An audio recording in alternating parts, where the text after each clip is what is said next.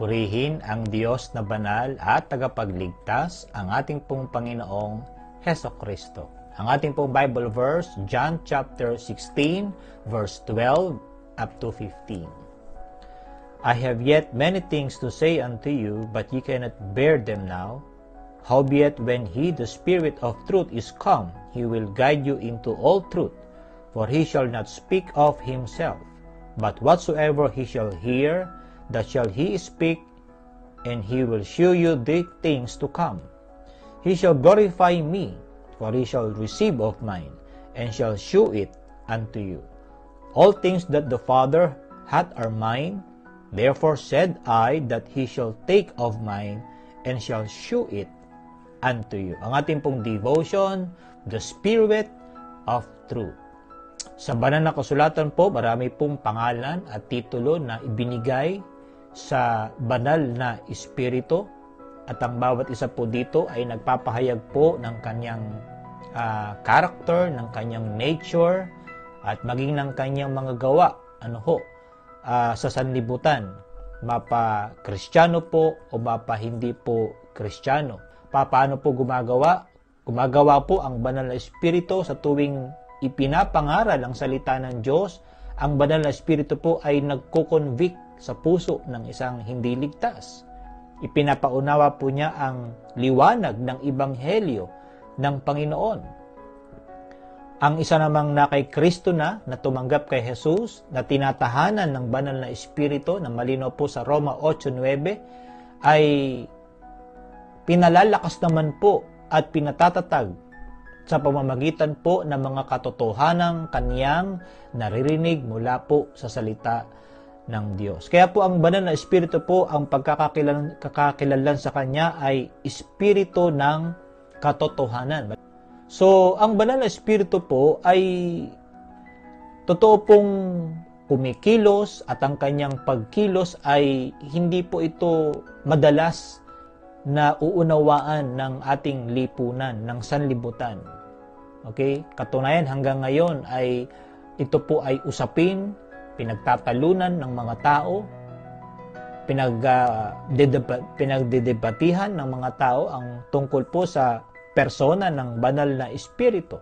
Subalit, gayon pa man, ay kailangan po nating tanggapin ang function o role ng banal na Espiritu sa ating pong mga buhay, sapagkat dito po tayo makakakuha ng katiyakan, ng katatagan sa ating pong mga lakad bilang mga anak ng Diyos. Ang ating pong pananampalataya at ang ating pong buhay ay hindi po nakabatay sa mga bagay na nagbabago. Hindi po nakabatay sa isang personang hindi natin kilala. Someone that is unknown. Hindi po. Kilala po natin, okay, ang banal na Espiritu, sapagkat siya po ay tumatahan sa ating pong mga puso. Okay? Kaya po, ang banal na Espiritu po ay pangwalang hanggan. Siya po ang dapat nating kilanlin, dapat nating i-recognize ang kaniyang gawa sa buhay natin, sa mga bagay na itinuturo niya. Ang banal na Espiritu po ay walang hanggang katotohanan na mismong Diyos, na siyang gumagawa sa buhay ng mga tao. Ang banal na Espiritu po ay ibinigay sa atin upang magsilbing tinig sa ating pong mga buhay. Okay? At paalala din po sa mga katotohanang itinuturo o nadidinig natin mula sa mga salita po ng Panginoon.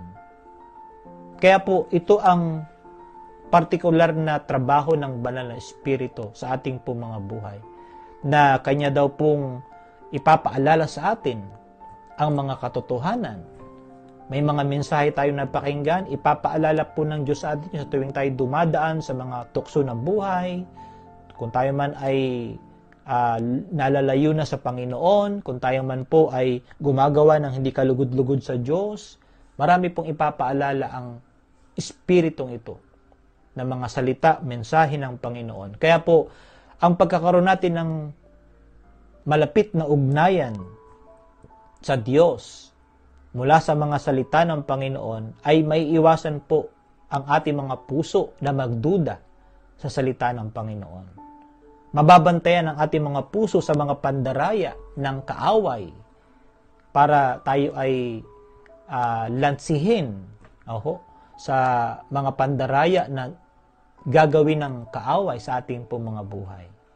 Kaya nga po sabi sa Galatia 5:25, kung tayo nangabubuhay sa pamamagitan ng Espiritu, ay magsilakad naman tayo ayon sa Espiritu.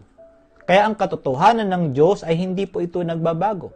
Ano man ang opinyon ng sanlibutan, ano man ang opinyon ng isang tao, mananatili po itong nakatayo, mananatili po itong kikilos, okay? At ito po ay sigurado.